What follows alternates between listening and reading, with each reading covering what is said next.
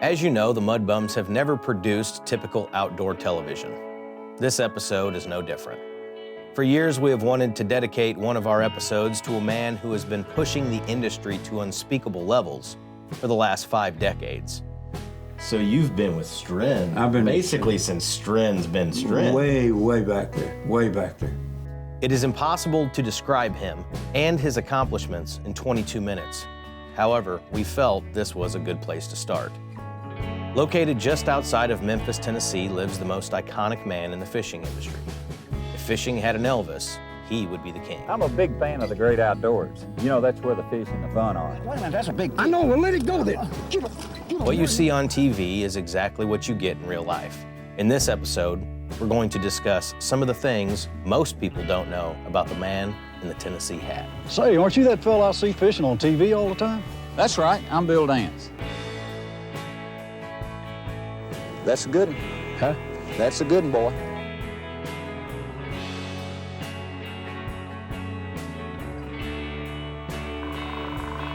You know what's real pleasure? Being out here and trying to match wits with a big one. Well, Mr. Hotshot, if you fish in my pond, we fish for carp. You threw it over my head, you threw it into the ground, you threw it behind. Did you see that catch? That dude is the godfather of bass fishing.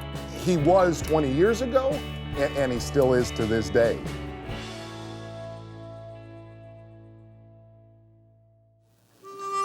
You know, I'll never forget catching that first fish when I was a boy. That one couldn't have weighed 2 pounds, but it was enough to make me a fisherman for life.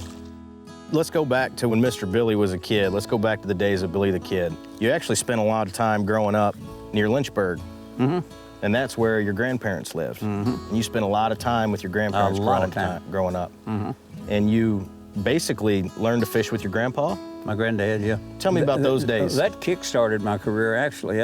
My grandparents lived as close as from here to the other side of the lake right there to Mulberry Creek. And I was on that creek every day. I mean, just every day. The only place back in those days you could buy a fishing lure was at a hardware store. And I'd go by there every day, going to the creek. I remember when I was little, I used to, go in a general store in the back of the hardware store, and, they had big old wood-burning stove. A bunch of old-timers would be sitting around, and they'd see me coming, and they'd make up the biggest yarns. I mean... They knowed you was believing all that. Oh, yeah, I believed every bit of it. They told tales. They told tales like you just wouldn't believe. But I'd walk in that store, and I'm old man and sit there and they'd say, "There's that Dance boy. He's gonna want to look at them plugs." So grandmother one day, she said, "You want that plug bad, don't you?" And I said, "I really want that plug bad." She said, "Well, I'm gonna give you 75 cents to go buy it." And I dropped that money on the counter, and he gave it to me.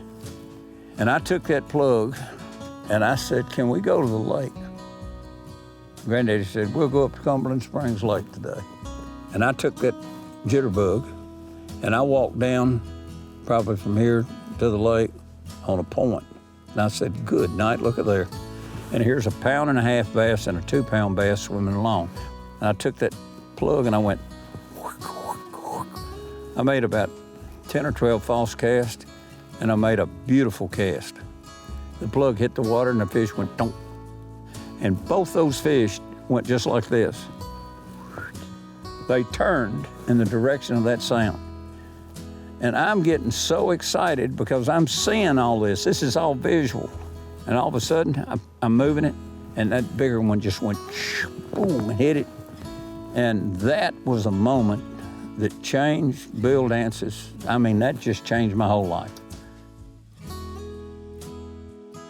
When you were younger, did you ever dream of this level of success? Well, heavens no. No, you'd never dream of something like that. But it's funny how you go through life and how you meet people and how people in life can change your direction in life. And I've been fortunate in my life to have met a lot of great people. Over the years here on Bill Dance Outdoors, you've seen Bill fish with a lot of well-known fishermen. Experts like Al Linder, Roland Martin, Billy Westmoreland, Rayo Breckenridge, Charles Spence, Paul Chambly, Tom Mann, and many others. Some of the nation's most popular celebrities have shared the boat with Bill, too. Greats like Mel Tillis, Hank Williams Jr., Jerry Clower, Bobby Goldsboro, Roy Clark, Jerry Reed, Terry Bradshaw. The list could go on and on. I'll show you something right here. I was Terry Bradshaw's best man in his wedding. That's the first time I ever wore a tuxedo. And this was a very special thing, introducing this boat again. It's one of the heritage boats. And then Mickey Mantle and Hank Jr. Hank Jr., Bo Cephas, man. It's a lot of different people I've met in life. It may be at a marina, it may be at a bass club, it may be on the lake, but I've been fortunate in my lifetime to have met a lot of great people. And I've been fortunate in my lifetime to have worked with a lot of people. You're only as good as the people you work with. And I've been fortunate to have worked with a lot of very, very talented people that work very, very hard to make me look good. I'm Leslie Finney, and I work for Uncle Billy. Been here for 14 years. Yes, I've been working for him for about 25 years now. I do social media, contracts, accounting, anything he asks me to. It changes on any given day. It's never the same. I mean, some days I'll come in and I'll be working on a script for him. The next day I'll be, gosh, I was helping with the teleprompter the other day. I mean, it's never boring. Our main job's in the field with Bill. Everywhere he goes, we go, just about. You know, working for him's been the biggest, most awesome thing ever. Bill Dance cherishes all these moments of fishing fun, and particularly the camaraderie. But of all his fishing partners, none has been closer to his heart than his lovely daughter, Pamela. I'm the youngest of four, the only girl. Growing up, I played softball. Probably gonna laugh at this, but I used to ice skate and compete. Well, that lake right there would freeze. Yeah? And I'd come driving in, she'd be ice skating right across the top of it. Really? Oh, yeah. I remember running out on it one day, and I was going to slide across it, and I went about 60 feet. I skated about 8, and the rest of it was on my back going across the other 52 feet. But she was a good ice skater. So you weren't quite as good as she was on ice skates? I was on my back. It was interesting. Somebody'd say, well, what does your dad do for a living? You just say, well, he fishes. And they just thought that was kind of like a joke or something, I guess. I think I got... You got a good one. Come on with me. Look there. Typically, he'd pull me from school. And to go the next day, well, where were you yesterday? Oh, I was fishing with my dad. I just remember just the excitement when he was loading the boat and we'd get, cutting across the water, wherever we were going to fish. Loved it. Absolutely loved it. We did a show just about, I say, every other year while I was growing up. Let's see how many we got. Whoa! Having lunch on the bank. We'd drive up right onto the bank and have crackers and bologna or whatever he had brought. And it was just so neat to just sit there, pull up a log and sit down and have lunch. I'm eating it up. I'm like, hey, me and Dad, nobody else. It was a lot of fun. Well, goodbye. Darn it, that was my fish. I'd say this, and I mean it as genuinely as I can. I'm his biggest fan, besides my mom, of course, but. So you mentioned your wife, Miss Diane. Right. That's an individual that a lot of people like me who have watched you growing up, you're the guy in the boat, you're the guy on the bank, you're the guy fishing. But a lot of people don't know about Miss Diane. Can you tell us a little bit more about her? A lot of times I'm watching television and I just stop and I look across the room and I'm watching my wife read a book. And I'm thinking, I only had one blind date in my whole life. And that blind date was the person I'm looking at reading that book. And I'm thinking how lucky I was because how she has changed my life and how happy I was the fact that I met that person. My mom's remarkable. I mean, I always say this, she's a saint. She's been there for the whole ride and his biggest supporter, and I don't want to say the glue because he's the glue, but they both are. She always believed if you believe, you can do a lot of things. She always said there's a destiny that calls us brothers. No one goes his way alone. All that we send into the lives of others come back into our own.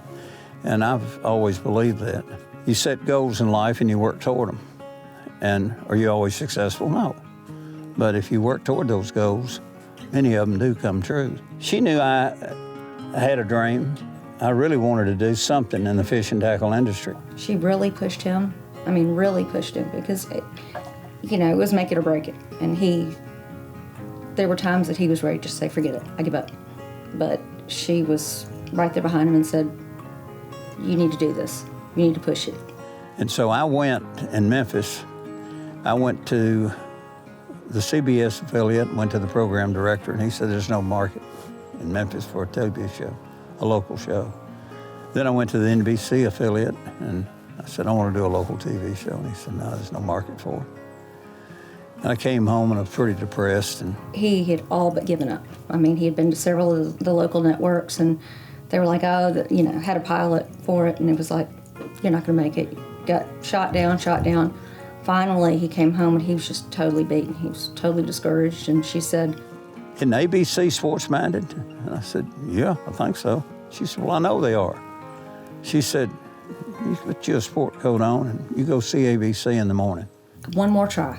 Go check them out. And so I got up the next morning and I went to the ABC affiliate, went in and met with the program director, and he said, "I like the idea.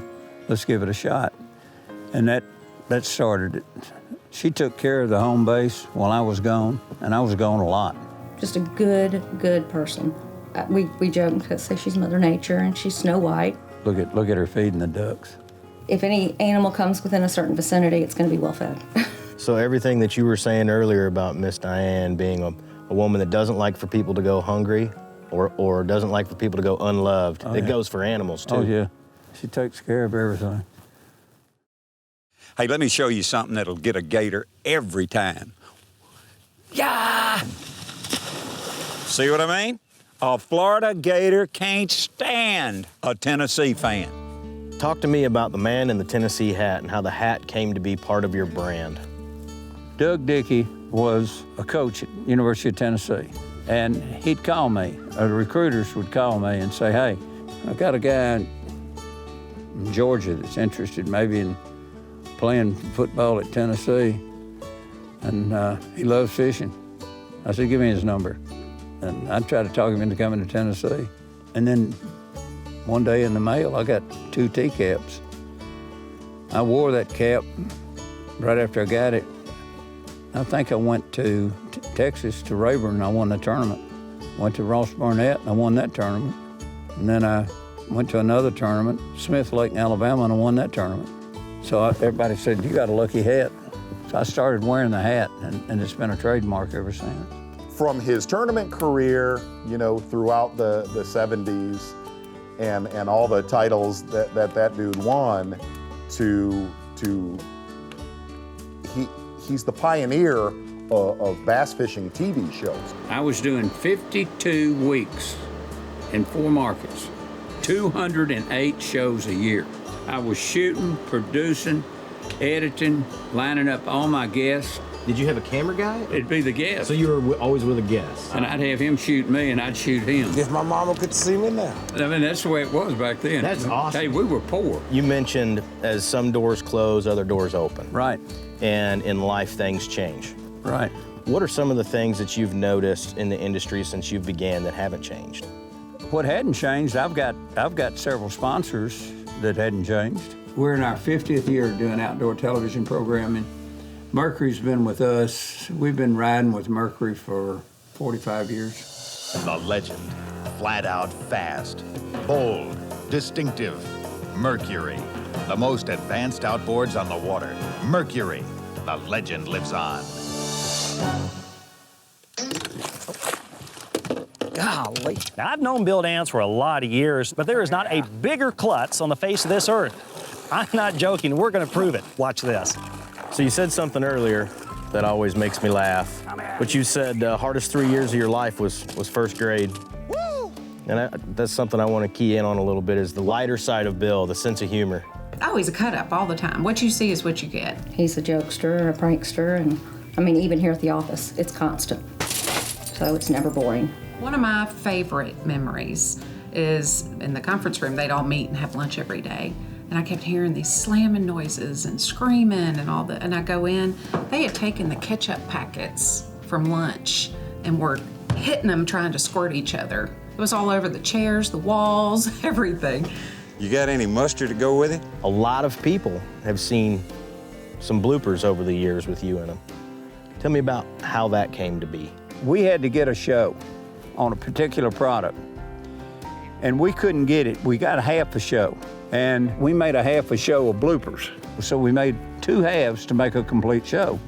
We aired that show, and about a couple of weeks after that, NBC notified us that they wanted to run 3 or 4 of those bloopers.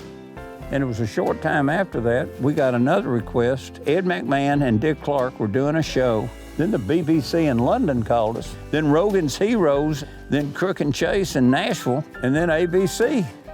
They wanted 2 or 3. Everybody wanted it. So Tony said, when y'all are shooting, there's something happening, don't cut the cameras, just keep shooting. So if you've got 15 feet of water, normally you're... It's gonna happen to you in this industry. It's gonna happen. Sooner or later, something's gonna go wrong, and it'll get caught. So that year, we had things that happened, and they just kept shooting. Okay, I'm gonna bring the box up into frame.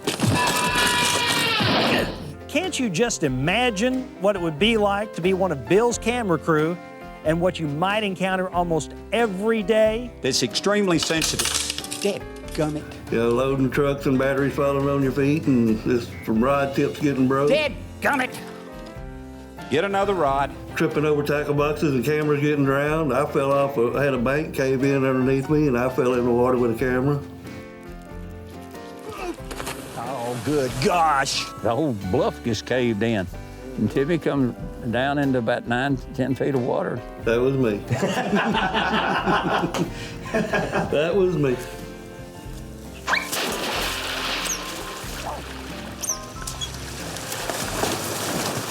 Pull up, pull up! Pull up, pull up! Pull up, Timmy!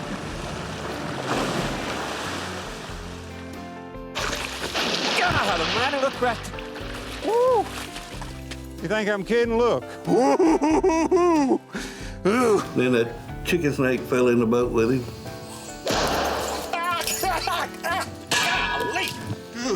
That happened right here. Yeah, chicken snake getting bird eggs in the spring. I still like probably one of the oldest ones there is, where he sets the hook and the boat seat breaks. And he falls out and he just keeps reeling the fish in. He still got the fish on the rod. Or he was at Dale Hollow and he come running down the dock and popped up and hit the top of his head. The key to success is being prepared. And with that said, we're prepared. We got our rods, we've got our life preservers, and we've got our battery.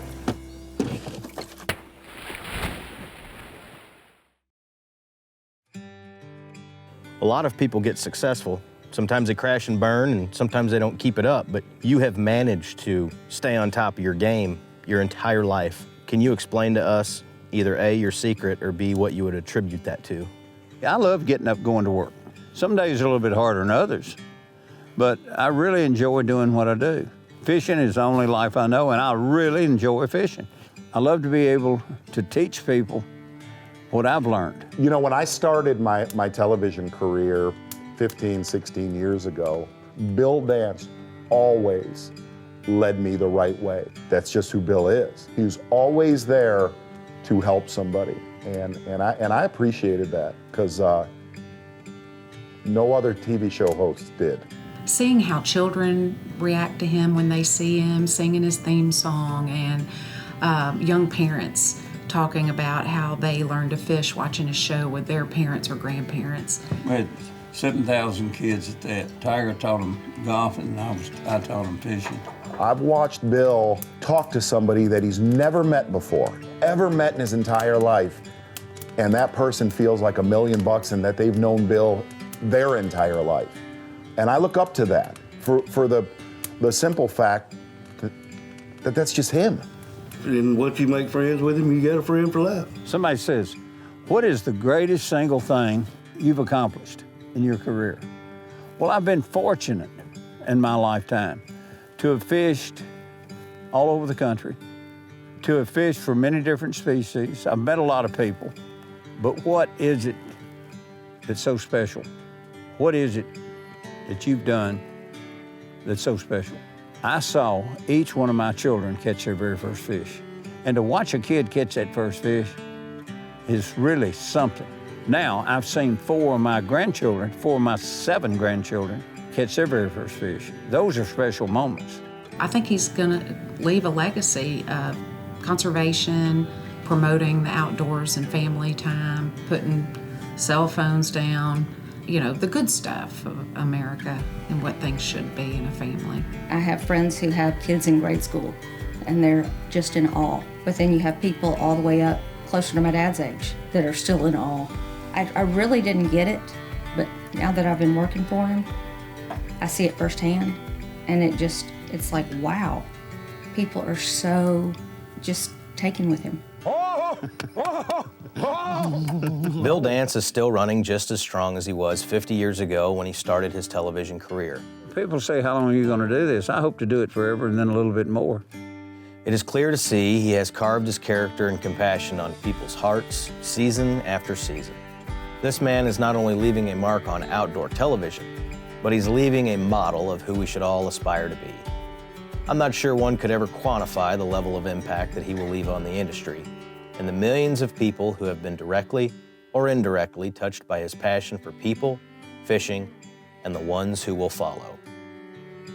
Bill, and I mean this, and I think I speak for a lot of the fishing industry, thank you. You're the best. Thanks for tuning in. We'll catch you next time. Ha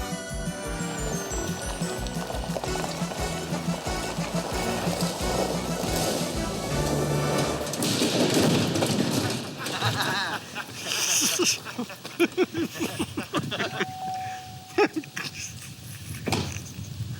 ha.